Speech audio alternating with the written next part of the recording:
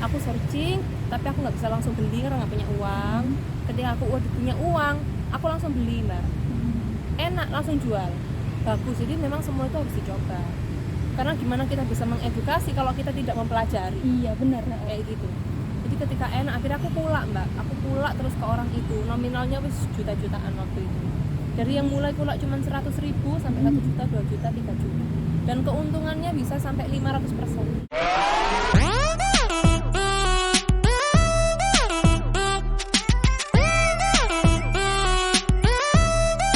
Assalamualaikum warahmatullahi wabarakatuh. Bertemu lagi dengan saya Ismi Isnaini. Di video kali ini saya mengundang sahabat saya. Beliau adalah owner dari salah satu skincare ANC. Kita nanti tanya-tanya apa itu skincare ANC, bedanya skincare ini dengan skincare lainnya itu apa. Kita nanti tanya-tanya. Oke, ini dia namanya Mbak Ayu. Halo, assalamualaikum, salam kenal semuanya. Halo Mbak Ayu, apa kabar Mbak Ayu? Alhamdulillah sehat. Alhamdulillah. Mbak Ayu, ini ANC. By the way, ANC itu apa sih? ANC itu Anindya Natural Care, yang namanya sudah ganti 2 kali ini memang. Karena memang untuk pendaftaran HAG itu agak susah. ANC sendiri backgroundnya itu natural skincare. Bedanya natural skincare itu kita nggak menggunakan bahan-bahan sintetis yang berbahaya untuk kulit. Jadi lebih ke natural. Tapi bukan berarti skincare natural itu 0% dari ingredients kimia. Jadi tetap kita menggunakan unsur-unsur kimia, tapi nggak yang berbahaya, nggak sintetis seperti itu. Dikasih nama ANC sendiri tuh dari mana sih Mbak Ayu? Karena memang namaku itu dari kecil itu Ayu Vanindya. Kalau dipakai nama Ayu kan sudah sak pasar namanya Ayu. Gitu ya? Akhirnya aku bawa nama Anindya, di mana nama itu pemberian dari orang tuaku, singkatan dari nama ayah sama mama. Nah dulu tuh namanya Galeri Anindya mbak. Oh iya. Tapi ternyata kan? Terus akhirnya itu yang niru di Facebook tuh kalau diklik Galeri Anindya itu jadi banyak. Jadi mereka ngikut sampean? Iya, mereka ngikut aku. Oh gitu. Banyak customer itu yang kalau nyari Facebook itu akhirnya bingung loh, kok ini namanya Galeri Anindya semua, akhirnya diganti jadi Anindya Natural Care. Jadi produk perawatan yang berbasis natural. Sebenarnya background Mbak Ayu sendiri apa? Aku tuh kuliahnya psikologi mbak. Lah terus nyemplung ke skincare ini gimana ceritanya? Tapi memang aku senang dunia kecantikan dari dulu. Oh emang kelihatan kok mbaknya cantik ya? Enggak. Aku dari kecil itu ikut sama nenekku ngerias. Oh gitu. Terus wedding organizer. Terus aku seneng semua keluargaku tuh kerjanya di dunia skincare.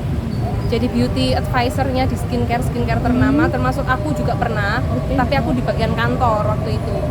Terus aku pernah suatu saat itu kok aku lihat masker Kefir ya.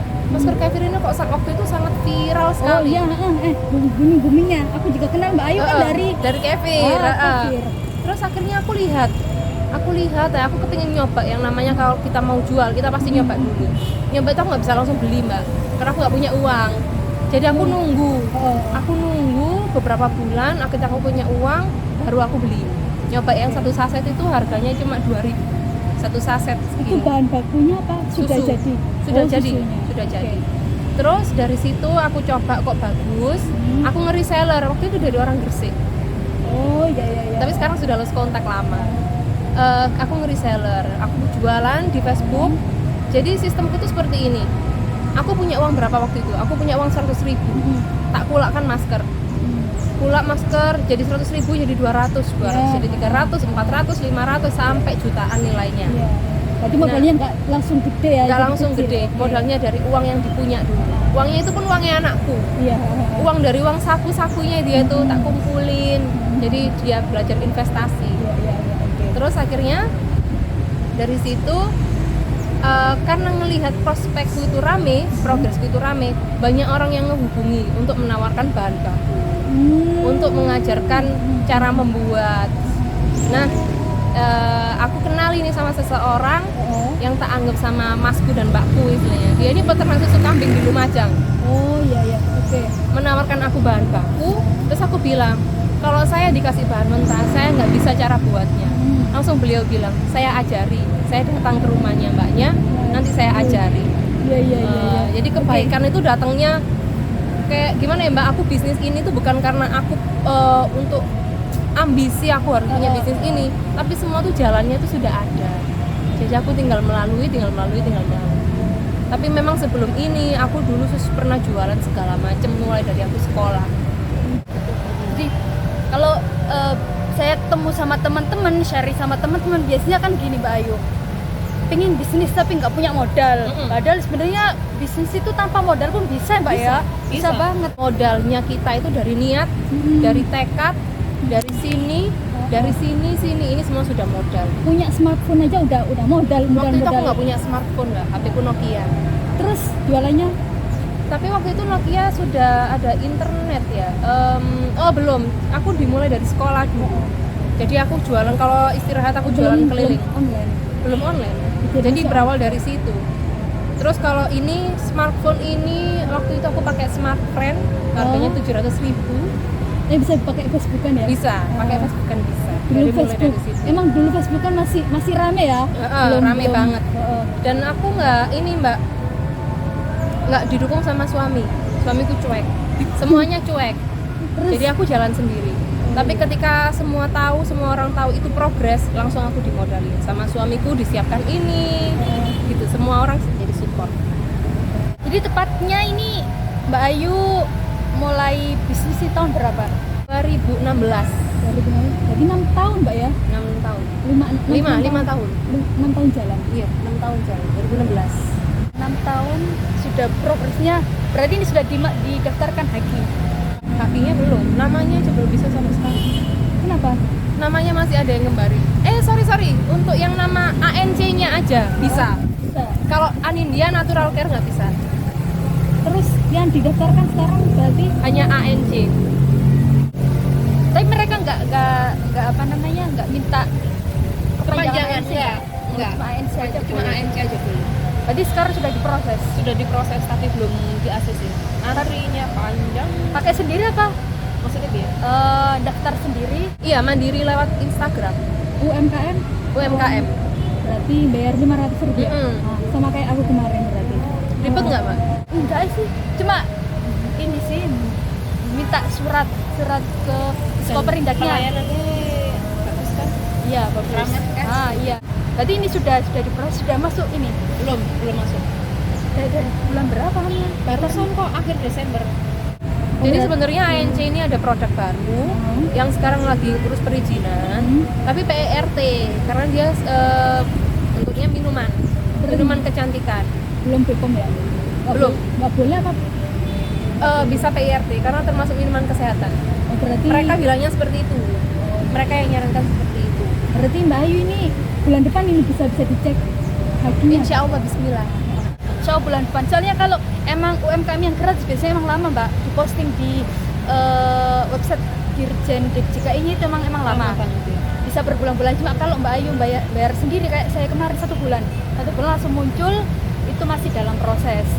Setahun kemudian baru nanti didaftar. Jadi bisa terima ininya surat sertifikasi. Lah, berapa lama? PERT-nya cepat, saya proses produksinya yang lama. Pakai di survei? Enggak. Maklon. Berarti awal pertama produksi ANC ini kefir Mbak ya? Kefir, masker. Itu berapa lama? Pembuatannya, Ya. masa pembuatan. Bukan mas pembuatan. Produk yang dijual itu berapa lama? Kan cuma 1 awalnya kan? 1. Nah, itu berapa lama? Mulai Satu produk. dari dulu sampai sekarang masih ada. Masih ada. Tapi berkembang. Tadinya Formulanya pun berkembang. Tadinya cuma masker. Tadinya cuma masker kefir biasa, akhirnya bisa di enrich. Di enrich itu diperkaya kandungannya, komposisinya diperkaya lagi. Jadi seperti itu. Tapi keren Mbak ya? Oke, terus Jadi yang maskernya pun beda, sama yang di pasaran pun beda. beda. Bedanya apa? Kalau yang di pasaran tuh bisa dicoba rasanya beda kok Mbak. Dari segi manfaatnya. Dari segi manfaat sama tekstur Mbak. Jadi gini, yang namanya homemade skincare itu ada yang memang aku baca orang-orang tuh yang buatnya itu asal homemade. Nah, sedangkan yang namanya skincare itu kan harus cosmetic grade. Memang layak pakai untuk digunakan, dioles dan dijual beli. Iya. Jadi bukan skincare DIY. Biasanya kan orang-orang bikin skincare DIY. Nah, itu kan ada grade-nya. Dari bahan baku yang kita gunakan, dari bahan A itu jadi berapa persen, pengawetnya berapa persen, menggunakan parfum atau tidak, kan semua ada standarnya supaya teksturnya stabil,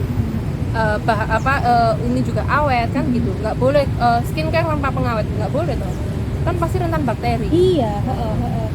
Jadi semua ada hitungannya. Kendalanya apa Mbak Ayu selama bukan promosikan ini lebih ke edukasi sih ya, ke edukasi masyarakat tentang ini loh ada kosmetik yang skincare yang natural yang aman, yang biasanya kan kalau pakai skincare kalau nggak pakai bisa jerawatan atau muncul efek samping. Nanti malah ketergantungan jatuhnya, padahal kalau ketergantungan itu kan nggak bagus. Sulitnya di sini Mbak, kalau kita punya brand, kita memperkenalkan brand ke khalayak umum, ke masyarakat, itu sebenarnya tantangannya besar banget. Cuman aku nggak menganggap itu tantangan, jadi aku jalan biasa aja, slow but sure. Jadi jalan-jalan, tapi pasti hasilnya. Siapa yang mau diedukasi silakan, kalau nggak mau tinggal. Jadi sulitnya karena orang-orang tuh kepengennya Sekali pakai kiblatnya ke orang-orang barat. sekali pakai langsung glowing gitu ya. Aku tuh paling suka Mbak Ayu kalau bilang, Mbak ada nggak sih skincare yang bikin glowing, produknya Mbak Ayu yang bikin glowing, ya udah kasih minyak aja.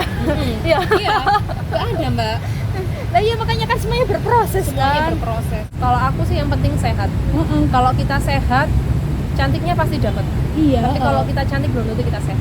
Soalnya kalau malah orang yang terlalu putih, terlalu glowing juga horor loh Mbak.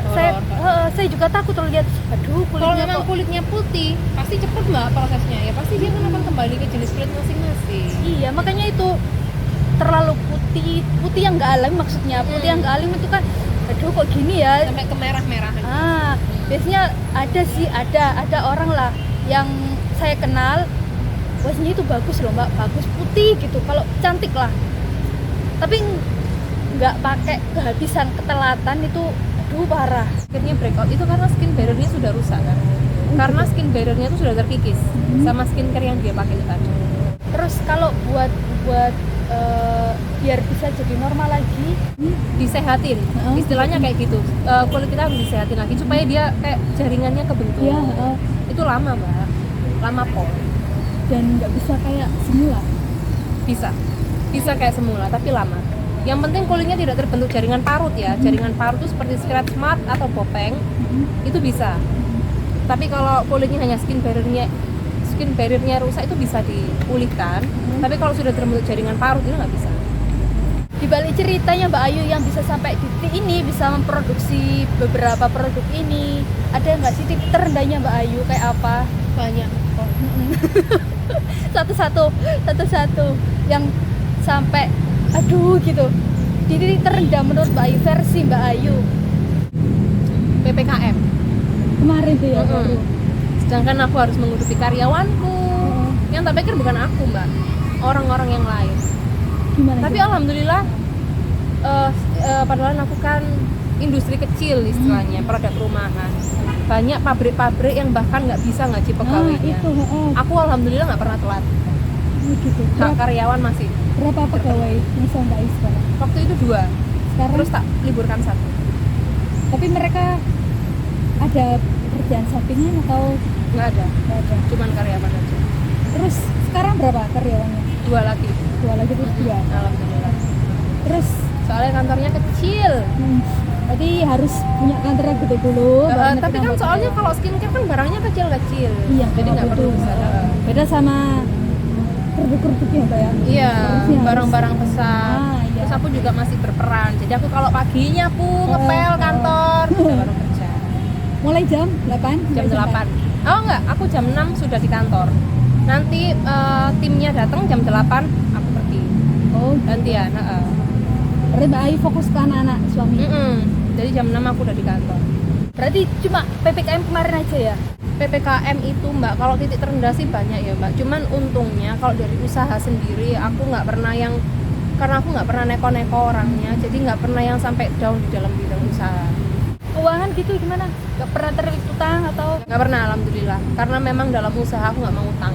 Iya, soalnya emang banyak yang pengennya bisnis itu langsung gede, langsung pakai utang bank, apalagi sekarang utang bank kan gampang Padahal banget. itu salah sih. Nah, akhirnya kita fokusnya gimana caranya bayar utang, itu. bukan gimana kita mengembangkan usaha. Padahal kan kalau kan kita itu kalau pemilik istilahnya, kita kan perlu ide. Kalau karyawan tinggal jalan dari program kerja yang sudah pemiliknya buat. Nah kalau kita siang malam pagi siang sore mikir terus Utang kan? kita harus mikir gimana ini caranya jalan, gimana ini caranya survive. Kalau gini pikirnya utang, wes habis yang lain Jadi idenya. pokoknya ada uang bayar utang. Ada uang Hanya bayar berkembang malah Iya, hancur. hancur. Karena nggak jalan. Fokusnya sudah bukan ke sana lagi. Oke, menurut Mbak Ayu sendiri untuk berbisnis kan bisa banget tanpa modal. Maksudnya modal yang minim banget. Menurut Mbak Ayu kayak gimana sih? Aku ceritain awal mulanya dulu ya, Mbak. Oke. Awal mula dulu itu memang aku jualan di sekolah. Jualan di sekolah. Kenapa kok aku sampai seperti itu? Soalnya aku tuh bukan tipe orang yang gini. Tapi sebenarnya orang tua mampu. Bukan mampu, bisa ngasih anaknya. Tapi kalau aku kayak gini tuh malu. Tapi aku kalau dikasih diterima sampai sekarang sama suamiku. Kalau kayak gini aku malu, tapi kalau dikasih seneng. Jadi aku jualan di sekolah. Jualan di sekolah itu nggak laku, laku nggak. Terus aku ngomong sama partnerku, opo oyo, kok kita nggak laku? Sabar yuk, kita tuh nggak jualan sembako. Kita tuh nggak jualan beras yang setiap hari laku. Sabar aja. Jualan Dari apa, situ, Mbak Ayu? aku jualan bando, gelas, aksesoris anak sekolah kan, Mbak. Oke. Terus dari situ berkembang, Mbak. Maksudnya jalan terus. Aku sampai import aksesoris dari Korea. Itu belinya Online dari website Korea langsung import. 1 bulan prosesnya. Jadi aku tuh kalau malam online laptop karena HP ku elek. Online laptopnya pinjem. Terus HP ku elek pisan. Nah, kalau pagi waya sekolah ngantuk. Tapi nggak dimarahin gurunya. Enggak. Jadi- Ngerti. Oh. Nah, Oke. terus habis itu dari situ berkembang terus. Aku ngedropship itu dari situ keuntungannya aku tuh nggak pernah pakai keuntungan, Mbak. Tapi mungkin dalam masa waktu aku dulu sekolah, intinya saat aku single, uangnya habis. Nggak tahu kemana ya? Nggak tahu kemana. Soalnya Tapi kita nggak tahu konsep. Nggak tahu bisnis. konsep, bener. Ketika aku sudah menikah semuanya berubah. Jadi uang berapapun yang aku punya dari dulu ini aku ya, Mbak. Uang berapapun yang aku punya itu harus bertambah jumlahnya. Entah itu 50.000, entah itu 100.000, itu harus bertambah jumlahnya. Jadi kalau hari ini dia nilainya segitu, minggu depan harus sudah beda. Kayak gitu. Nah, untuk bisnis kefir sendiri, aku tuh mulainya memang untuk ngereseller dulu. Aku sudah survive bertahan hidup kuliah dari jualan-jualan yang dulu. Nah, kok kepingin jualan kefir karena memang jualanku beda-beda, Mbak. Ganti-ganti. Apa yang lagi musim, jadi palu gada. Tapi nggak bosenan. Enggak, bosenan. Berarti Jadi aku tuh kayak ngikuti apa yang ada, apa yang lagi in. Ada peluang di situ aku masuk, ada peluang di situ aku masuk kayak gitu. Nah, masalahnya nggak semua barang itu kan selalu di atas, pasti berputar. Barang itu kayak gini terus gitu loh. Nah, ketika dia sepi, aku ngelihat waktu itu yang lagi viral tuh masker kefir di Instagram, di Facebook, dan harganya nggak murah, mahal banget. berapa? Ratusan ribu loh, Mbak. Itu bahan baku apa? Langsung jadi? Langsung jadi. Dan yang jual waktu itu kan artis-artis kan. Ada masker Ya, Aurel, benar, Betran, Febiola, Ya. macem-macem. Aku ngiler, mosok sih ono masker kok segitunya ya. Karena artis mungkin yang jual. Nah, ya itu. Maksudnya tapi nggak cuma artis waktu itu, banyak waktu itu. Akhirnya aku searching soal kefir, aku searching dan aku menemukan yang jual yang murah. Karena memang sebenarnya bahan bakunya murah. Yang bikin mahal tuh ya memang branding. Iya, branding. Yang bikin mahal tuh branding. Aku searching, tapi aku nggak bisa langsung beli karena nggak punya uang. Ketika aku udah punya uang, aku langsung beli, Mbak. Enak, langsung jual. Bagus, jadi memang semua itu harus dicoba. Karena gimana kita bisa mengedukasi kalau kita tidak mempelajari? Iya, benar. Kayak gitu. Jadi ketika enak, akhirnya aku pula, Mbak. Aku pula terus ke orang itu. Nominalnya wis juta-jutaan waktu itu. Dari yang mulai pula cuma 100.000 sampai 1 juta, 2 juta, 3 juta. Dan keuntungannya bisa sampai 500%. Wow, keren. Nah, itu kan pula. Iya. Terus gimana kok bisa sampai aku bikin sendiri? Karena mungkin dari progres, kan dari Facebook, dari sosmed itu kan kalau viral kan pasti di atas. Iya, benar. Dari situ orang menghubungi aku, menawarkan ini, menawarkan kerjasama. Ada yang tak anggap seperti kakak sendiri dari Lumajang jauh ke sini untuk ngajari bikin. beliau yang punya peternakan di Lumajang, susu kambing. Jadi aku memang untuk masker kefir aku pakainya susu kambing. Kenapa kok nggak pakai susu sapi? Karena susu sapi itu tinggi akan lemak. Jadi ketika digunakan tuh dia kayak greasy, berminyak, amis, berlemak, nggak oke pokoknya. Gitu. Karena memang kualitas susu sapi dan kambing kan juga beda jauh. Kambingnya pun apa ada spesifik kambing? Kalau kambing etawa itu sebenarnya di Indonesia tuh nggak ada, kecuali peranakan ya. Kalau yang asli nggak ada. Jadi sama seperti kayak branding. Oh. Tapi susu kambing itu apapun jenis kambingnya bagus mbak memang. Untuk kesehatan pun bagus. Untuk kecantikan apalagi. Kayak gitu. Nah dari situ untuk memulai itu kan kita bisa mulai dari hal yang kecil dulu. Dari hal yang kecil dulu. Terus kuncinya jangan pernah menggunakan keuntungan kayak gitu. Keuntungan itu tadi dimasukkan ke modal lagi.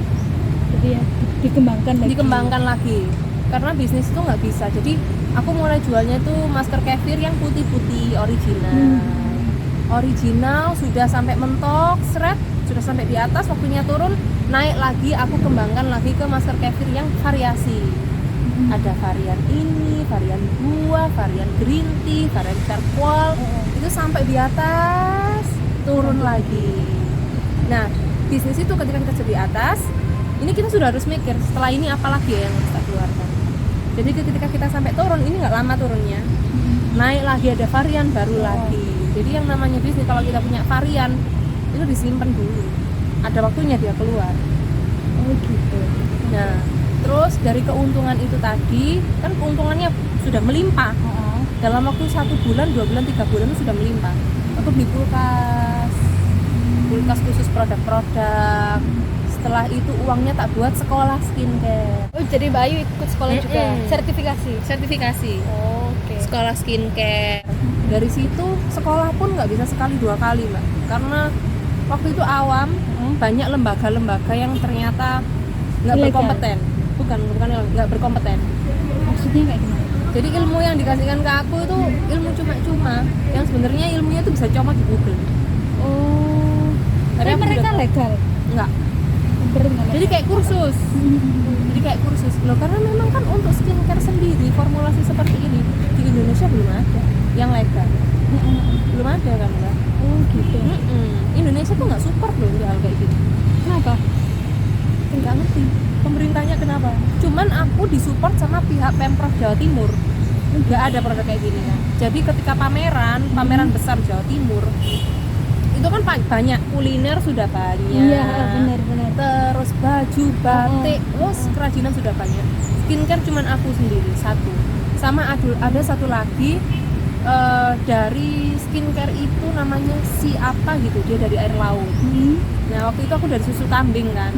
Jadi aku itu the one and only. Waktu itu di zaman itu, sekarang kan sudah banyak. Tapi yang bisa masuk ke Pemprov cuman aku. Sampai sekarang. Tapi setelah aku hamil yang anak kedua, karena aku kepengen ASI eksklusif, aku nggak ikut pameran lagi. Dan pameran itu sepi kan sekarang. Nah nanti ini setelah Badan POM keluar selesai, aku mau ke sana lagi. Gitu. Aku pengen menunjukkan ini loh aku sudah ada program. Bisa sampai di Pemprov tuh gimana ceritanya Mbak Ayu? Caranya sih aku lupa ya. Waktu itu kebetulan aku ada kenal, tapi mereka nggak tahu kalau aku punya usaha. Dari ayahku, temannya ayahku main, terus beliau main ke rumah, terus dia bilang, loh kok ada usaha seperti ini bagus loh. Sudah ayo datang ke Pemprov ikut seleksi. Ikut seleksi aku selalu lolos ke kota-kota. Kalau di Surabaya itu di Grand City kan, Jatim Fair. Ikut Jatim Fair tuh nggak gampang mbak. Itu seleksi di Jatim Fair itu. Dan semuanya gratis, difasilitasi sama pemerintah. Nah sebenarnya kalau sudah masuk ke pemerintah itu bisa loh sampai ke luar negeri juga mbak ya? Bisa banget, tapi aku yang belum mampu. Tapi ada? Ada, banyak teman-teman. Skincare juga? No, skincare nggak ada. Aku sendiri. Berarti semoga besok ANC ini bisa ke Luar negeri ya. Amin. Soalnya saya pernah dengar sih ada bukan skincare, produk rumahan apa ya? Biasanya spa mbak. Ada. Spa itu ada satu. Tapi nggak masuk ke Pemprov, hanya masuk ke Disperindak. Ada satu merek spa. Gitu. Terus nggak satu, ada 2. Yang depannya N, belakangnya U. NAR itu sama Kris Sis titik. Itu kan merek spa, tapi dia nggak ada skincare, masih belum skincare, lebih ke spa. Ya kemarin tuh sempet yang pernah lihat di podcast itu ada yang jual jajanan. Lah dia sudah masuk ke dinas, jadi dia ikut pameran ke luar negeri juga. Makanya itu kalau Mbak Ayu sudah masuk ke Pemprov kan tinggal selangkah lagi kan. Sudah bisa bismillah. Apalagi sudah dihakikan besok. Kemudian BPOM-nya. Kalau sama orang Pemprov tuh aku selalu konsultasi bahwa aku ini pengusaha yang nggak punya modal. Untuk Badan POM itu sulit buat aku. Iyalah. Itu sulit buat aku untuk langsung instan, semuanya berproses. Aku kayak gitu. Nah, mereka selalu bilang, kamu jalani dulu. Kita yang bantu kamu dari belakang. Gitu, kayak gitu. Terus BPOM ini berapa produk yang sudah? Semua apa? Belum, kalau BPOM belum, baru PERT. Jalan tahun ini insya Allah. Amin. Semoga. Karena kemarin setiap mau BPOM ada masalah. Dan tapi bukan masalah di usaha ya, ada masalah pribadi. Ini sih Mbak, kemarin tuh saya kan waktu daftar haji Rajaba kan sempet ada yang mau daftarin merek juga, merek apa ya kalau nggak salah, cerita tentang kopi atau apa gitu. Yaitu cerita tentang BPOM skala ini tuh harus PIRT dulu, nanti kalau sudah ke BPOM karena gitu. Ceritalah ada salah satu UMKM di Gresik yang dari bawah banget sampai akhirnya sekarang usahanya sudah melejit, sudah besar, sudah ber-BPOM. Saya nyeletuk nih, daftar BPOM itu gimana sih Bu? Repot nggak sih? Katanya langsung di ini sih, langsung di-cut. Udah ribet dan mahal. Iya, itu memang nggak gratis, berbayar. Tapi aku pernah konsultasi ke mereka kan pakai produkku. Karena kalau pameran di sini standku sisa beberapa tetangga tuh BPOM. Oh gitu. Jadi ya namanya aku ya pasti jalan-jalan, mereka juga pasti jalan-jalan. Akhirnya mereka beli orang BPOM loh ya. Terus aku konsultasi, mahal nggak sih?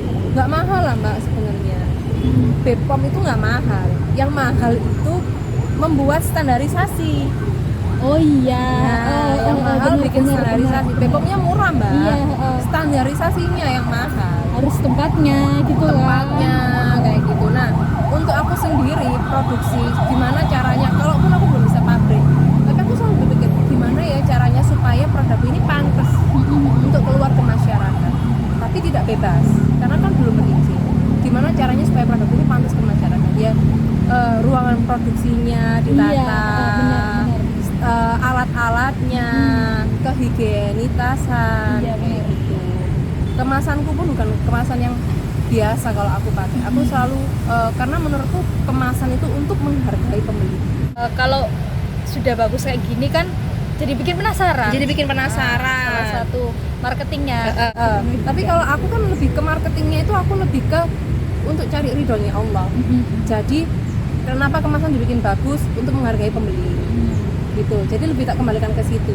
Nanti side lainnya untuk dari segi marketing secara real itu kan nyusul. Kalau kita sudah dapat ridhonya, nyusul. Jadi lagian kalau saya sendiri ya sebagai konsumen ANC dikasih dengan packaging kayak gini tuh bisa wow, harganya cuma segini loh, tapi packagingnya juga kayak ratusan ribu. Karena aku menghargai pembeli. Nah itu kan. Dan banyak orang yang nggak berpikir kayak gitu. Teman-teman itu yang berbisnis itu ya udahlah yang penting harga murah. Aku dulu pernah punya pikiran seperti itu. Aku bisnisku ini pernah jatuh karena aku sombong. Founder apa itu? Sombongnya itu gini Mbak. Ketika ada orang yang mencoba interaksi, aku tuh malas berinteraksi. Bukan kalau ada orang interaksi aku welcome. Tapi aku malas mencoba interaksi. Aduh, pasti pegel. Aku bukan tipe orang yang suka hari. Aku seneng guyon, tapi nggak bisa basa-basi. Nah, sedangkan interaksi itu kan harus basa-basi sih. Iya. Di situ aku jatuh. Terus dari segi kemasanku tuh dulu kalau di kalangan yang lain dia sudah bagus.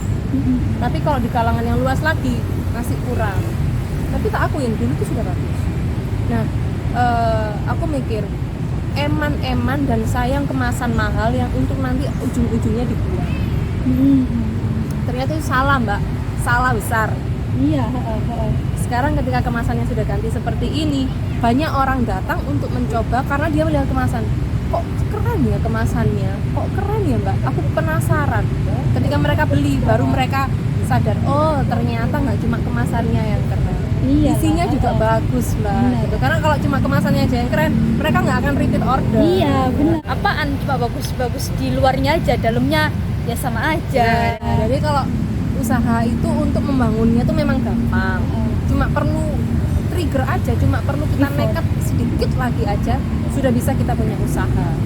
Tapi mempertahankannya yang sulit, yaitu tadi kadang kita itu ada kesombongan, rasa males, terus pikiran kita yang nggak terbuka kayak gitu ya. Contohnya kemasan kan gitu, soal kemasan aja Kadang ngerasa kita udah di tinggi kan, udah di atas, sudah di kemudian nggak mau atas. menerima saran. mau menerima saran. Menerima Kalau saran kritik. itu sebenarnya seneng. Aku sangat seneng dikasih saran, dikritik, seneng banget. Cuman kadang orang yang sungkan toh, jadi aku selalu welcome. Cuman kadang orang itu kalau ngasih kritik itu nggak bisa yang apa ya namanya, Sesuai bahasa. bukan sesuai bahasa. Nggak. Kalau ngasih kritik itu nggak bisa sing piye ya mbak, logis. Oh gitu. Hal-hal yang di luar itu tuh dikritikkan. Nah, kayak gitu. Seperti contoh. Aku nggak mau nyebut nanti orangnya, takutnya orangnya. Oh gitu. Oke. Oke Mbak Ayu, di sini kan banyak sih teman-teman saya yang pengen berbisnis, kemudian banyak dari mereka yang nggak disupport sama suami, nggak disupport sama orang-orang sekitar. Selain dari modal, sebenarnya modal mereka punya, cuma satu aja sih nggak disupport. Itu gimana sih Mbak Ayu? Ya disupport secara mental, Iya, tentunya benar. biasanya. Kalau aku sih mbak, perubahan itu bukan datang dari orang lain, tapi dari diri sendiri. Benar. Suamiku juga awalnya nggak support. Siapa sih yang mau mensupport orang yang intinya nothing, nggak ada apa-apanya? Ya intinya kita harus tunjukin lah kalau kita bisa. Yang ini sih suami-suami itu kadang pengennya istrinya itu jualan dan langsung laris gitu, padahal kan nggak bisa. Ya Harus kamu diem berproses. aja kalau nggak laris. Diem. Aku kalau nggak laris ya diem. Nanti kalau sudah ada hasilnya, aku belikan sesuatu untuk. Oh gitu. Jadi buat reward ya, reward ya. Ya reward. Ini aku bisa menghasilkan seperti ini. Nah, ini tadi lupa saya tanyakan tentang keuntungan nih. Balik ke keuntungan. Teman-teman kan biasanya kalau kalau Mbak Ayu tadi keuntungan dikumpulin, dikembangin kan. Nah, ada nih temen yang punya keuntungan sedikit, dibuat reward, foya-foya, akhirnya habis. Lagi ngumpulin lagi, habis lagi, kayak gitu terus perputaran. Gimana Mbak Ayu, menurut Mbak Ayu? Kalau aku mbak, mungkin dari keuntungannya itu harus ditagih. Mungkin ada kebutuhan, harus ditagih. Sekian persen dimasukkan ke dana pribadi, sekian persen kembali ke modal, kayak gitu. Kalau untuk skincare sendiri, keuntungan bisnis skincare itu besar. Tapi besarnya itu ada pengalokasian. Contoh, aku tuh orangnya nggak mau repot mbak. Jadi dikit-dikit kalau ada komplain atau apa langsung ganti. Gantinya berkali-kali lipat. Jadi seperti itu. Jadi kita tuh harus siap dana darurat seperti itu. Dan itu besar nilainya mbak. Terus formulasi, bikin formula satu produk itu nggak cukup setahun 2 tahun mbak Ismi. Terus berapa? 3 tahun, 4 tahun, 5 tahun sampai ketemu tekstur yang tepat, yang hasil di kulit itu bisa sempurna, perfect kayak gitu. Itu bertahun-tahun. Kita bisa menemukan yang pas, oh ini itu bertahun-tahun. Terus ketika gagal buang, bikin lagi, gagal buang, bikin lagi, itu nilainya besar loh. Ini yang kayak yang seri hitam ini aku dulu gagal sekitar 2 juta. Baik, sekarang keuntungannya Ya sudah kembali berlipat-lipat ya. berlipat-lipat. Gagalnya 2 juta, tapi aku tuh tipe orang yang kalau gagal aku nggak mau mikir. Jadi aku nggak pernah mau memikirkan kerugian, nggak pernah mau mikir rugi. Nggak fokus ke ruginya ya? Nggak pernah fokus ke rugi. Ya sudahlah, rugi nanti uang saja. Gitu. Yang penting kepuasan customer. Yang penting kepuasan dulu. Pokoknya kalau usaha tuh nggak bisa mikir yang pusing-pusingnya. Iya. Kita harus mikir gimana caranya, harus mikir solusi. Karena orang usaha itu harus solutif dan adaptif. Nah, Kan kalau yang baru-baru yang mau bikin usaha, modalnya segini terus habis ngedown. Sebenarnya kan nggak boleh, nggak bisa Nggak boleh. kayak gitu kan? Nggak Sebenarnya wajar, manusiawi yang namanya mentality. Tapi yang kita tuh memangnya usaha itu harus punya trigger, kita harus punya pemicu. Kenapa kalau kita bikin usaha? Apa yang mendasari, melatar belakangi kita punya usaha? Nggak usah ngomong usaha, wes kegeden, dagang, jualan aja. Apa yang kok kita bisa sampai, ayo harus. Iya. Kalau aku sih ngelihat keluarga, ngelihat orang lain. Karena sedekah kalau cuma 1.000-2.000 itu nggak enak, Mbak. Iya, benar banget. Sedekah 1.000-2.000 nggak enak. Ke toilet aja butuh uang 2.000 kan. Yang namanya sedekah karena kita pengen meringankan beban mereka. Nah, kalau cuma 2.000 ya beban yang mana diringankan? Nggak ada. Terus kalau kita kepengen berbagi, kita nggak punya apa-apa, apa yang bisa dibagi? Nah, tapi aku punya pengalaman ini, Mbak. Ketika usaha aku bukan jatuh, alhamdulillah masih belum pernah jatuh dan semoga nggak pernah jatuh. Cuman yang namanya sepi itu pasti, apalagi waktu itu PPKM, Mbak. Itu sepi banget. Padahal orang makan di rumah terus ya. Tapi kan orang-orang nggak punya pendapatan. Saking sepi ini sampai tangisan Cino lagi. Nggak ada yang tahu, aku nangis. Dia bilang, ya apa ini aku gitu. Ternyata bantu orang itu nggak cuma dari uang. Kita bisa punya tenaga untuk bantu, punya waktu, bahkan ngedoain mereka itu pun bisa sedekah. Jadi aku dulu sempat stres, Mbak Ismi. Aku sudah sekian tahun jalan bisnis, kok tapi langkahnya masih di sini. Gimana caranya aku menggapai impianku kalau aku tuh cuma masih di sini? Tapi ternyata itu cuma bikin stres, terbikin ngoyo, ambisius kayak gitu. Jadi ya wes di jalannya aja biasa aja. Bantu orang sebisanya, nggak harus dengan uang. Bantu orang tuh bisa dengan cara apa aja. Terus aku juga usaha itu kan kepengen nih memuliakan anak, memuliakan orang tua. Kalau kita lagi males, ngedown misalnya, ya wajar, manusiawi. Tapi kita lihat dulu yang jadi pemicu kita semangat itu apa? Dilihat, oh iya. Terus aku seneng lihat-lihat. Aku nggak seneng nonton sinetron, aku nggak seneng nonton TV. Tapi aku seneng baca, aku seneng nonton podcast yang isinya semua itu motivasi, semangat. Terus orang-orang yang kurang beruntung, dari situ kita semangat. Karena itu tadi kalau bisa setiap waktu itu digunakan untuk hal-hal yang bermanfaat. Aku setrika aja sambil nonton podcast. Iya sama. Jadi kalau pokoknya sekali lagi ada waktu buat nonton belajar atau apa, kita jangan sampai ada waktu yang terbuang sia-sia gitu, Pak ya. Karena waktu itu bisa untuk membeli uang, tapi uang nggak bisa beli waktu. Nah itu. Jadi lebih baik buang-buang uang daripada buang-buang waktu. Makanya kita harus kaya. Terus kaya, Mbak. Kaya apa aja, kayak kesehatan. Yang penting itu sebenarnya kayak mental, guys. Iya. Uang itu kita bisa dapat dari mana aja, tapi kalau mental kita nggak bisa dapat. Kalau mental udah kaya, udah sehat, itu udah luar biasa. Aku mentalku buat mental kaya aja.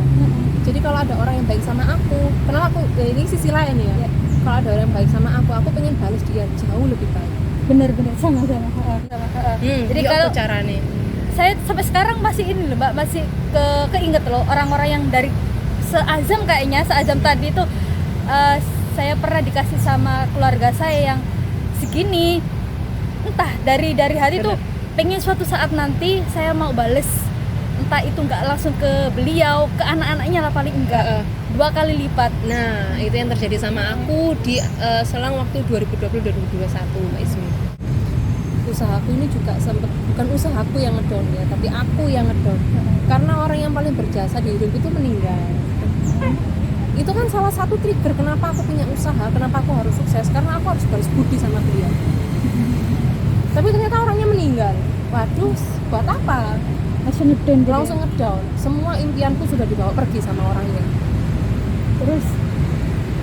Terus 1 tahun kemudian aku tuh banyak mikir, banyak merenung gitu, Mbak Ismi. Kenapa ya aku sedih ya? Yang dibutuhkan orang tuaku ketika mereka meninggal itu bukan kesedihan. Orang tua tiap hari ngasih makan anak. Maksud ketika orangnya meninggal kita nggak ngasih makan mereka. Oh berarti tak doain. Doa kan nggak mungkin dengan mood yang oh berarti aku harus semangat. Terus aku ngelihat anakku, ngelihat orang yang tersisa yang masih ada kan juga harus dibahagia. Dari situ aku semangat. Waktu kemarin yang kongku meninggal terus tak karu-karuan nggak apa ya gitu ya terus nggak ada semangat kan. Iya, benar-benar. Tapi aku mencoba intinya sering melihat sekitar Mbak Ismi. Kalau kita lihat sekitar gini, pandangan kita nggak cuma di depan, tapi ada di sana, di belakang, di depan, di samping, kanan, kiri. Nanti akhirnya pola pikir kita terbuka. Kayak gitu. Dan menurut saya circle juga Circle itu pengaruh. pengaruh banget. Tapi ya. saat ini circle itu sangat kecil.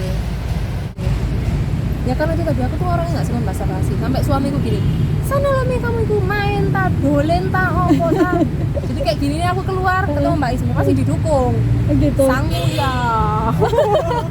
Biasanya malah banyak yang nggak boleh. Oh, Kalau enggak, udah di aku rumah malah aja. didukung karena aku nggak seneng keluar rumah. Kak. Aku keluar rumah itu seminggu sekali paling. Itu pun keluar kemana? Indomaret. Kok bisa sih Mbak Ayu? Bisa. Aku nggak bisa. Aku nggak seneng. Aku nggak bisa meskipun nggak langsung interaksi sama Mbak Ayu kayak gini sama orang-orang. Paling nggak aku keluar rumah. Enggak. Jadi aku tuh orang yang tidak pernah terkena sinar matahari. Nah, tapi kan sekarang kan anak-anak sudah sekolah, sudah mulai aktif. Ya itu keluar rumahku Mbak, antar jemput sekolah. Wes masuk rumah lah. Jadi kalau Gitu. aku sendiri sama suami suka keluyuran. Jadi kalau gini dia suka. Jadi kemarin jajan sama Mbak Ayu, ayo ke Surabaya. Ayo, dia seneng. Apalagi pas waktu liburan.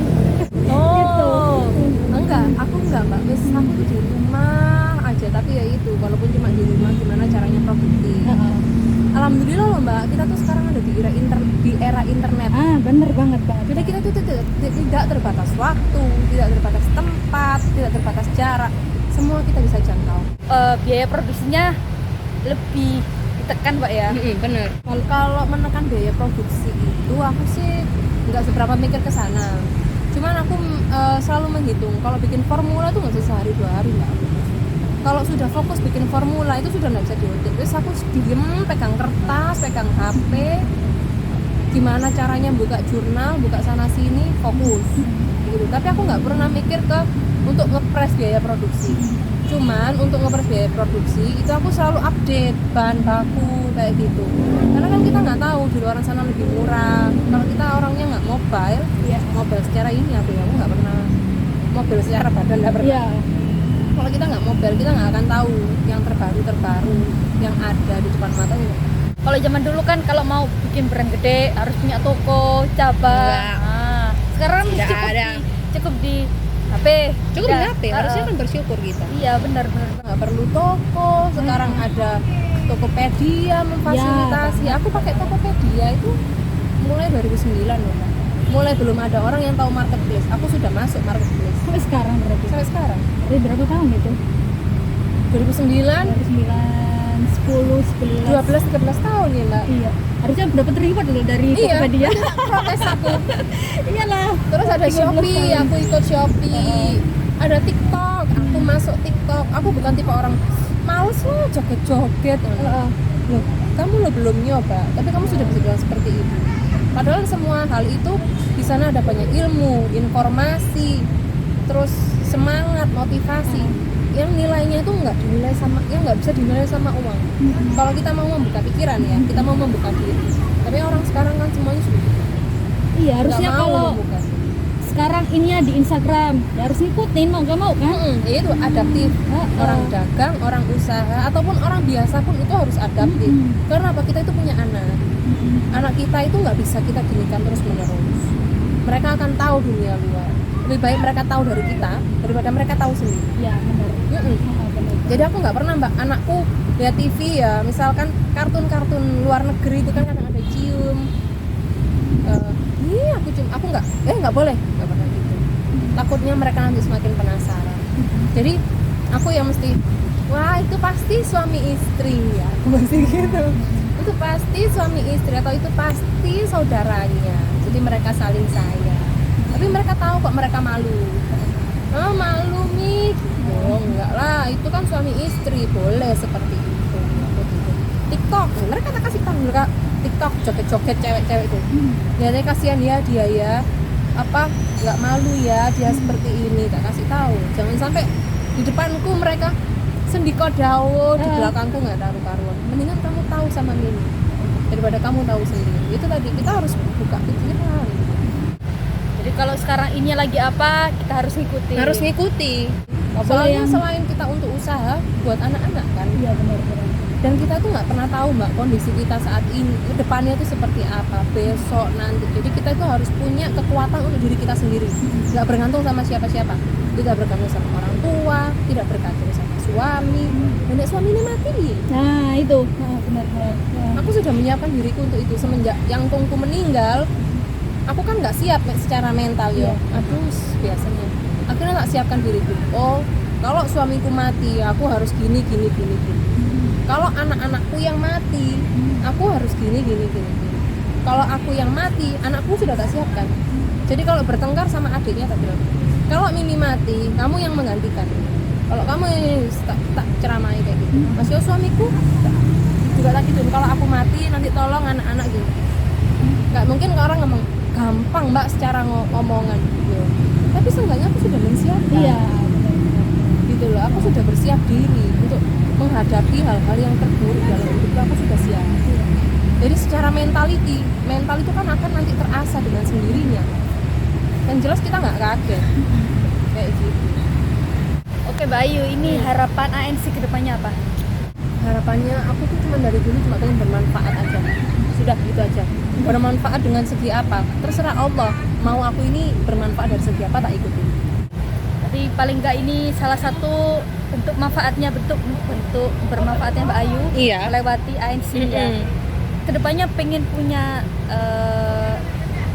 apa ya, kayak klinik kecantikan atau ya pasti kalau kepengenan pasti pengen punya mbak. Tapi yang namanya progres itu aku tuh tetap ngikuti alur aja. Allah ngaturnya seperti apa. Kalau impian itu banyak. Cuman aku bukan tipe yang keinginan rencana diomong aku nggak bisa kayak gitu. Soalnya kalau bisa kayak gitu biasanya sumber dan nggak terjadi. pesan-pesan dan edukasi untuk teman-teman pengguna skincare nih apa? Kalau pengguna skincare itu jangan mbak mulu kalau pakai skincare itu, sedikit dulu tapi istiqomah. Gimana caranya istiqomah? Kita pakai skincare diniatkan untuk karena menghargai yang sudah kasih, sama karena kita cinta diri sendiri.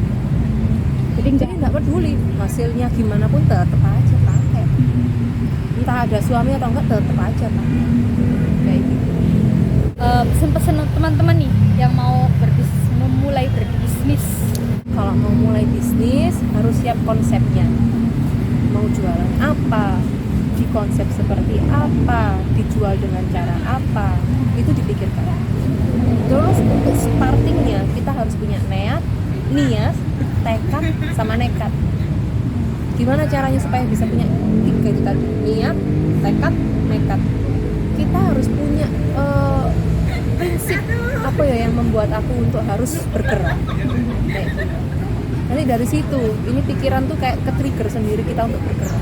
Mesin penggeraknya itu ada. Misalkan kita lihat anak, lihat orang tua, lihat siapapun yang pengen kita bantu, atau kita pengen lihat kita sendiri supaya lebih berdaya, lebih makmur, kan juga bisa.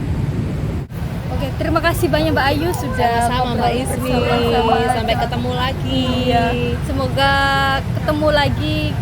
Saya sudah ada di klinik kecantikannya Mbak Ayu. Amin, Allah amin. Amin. Makasih banyak supportnya teman-teman, bahwa apa yang sudah teman-teman beli ini, yang sudah teman-teman koleksi ini, insya Allah nggak cuma bermanfaat untuk kita antara pemilik dan pembeli, tapi untuk orang lain tuh pasti. Makasih banyak teman-teman sudah memberi kesempatan untuk saya dan beberapa tim saya dan juga banyak orang di luar sana. Oke teman-teman, semoga video kali ini bermanfaat, bisa mengedukasi teman-teman juga tentang skincare, dan kita ketemu di video-video selanjutnya. Wassalamualaikum warahmatullahi wabarakatuh.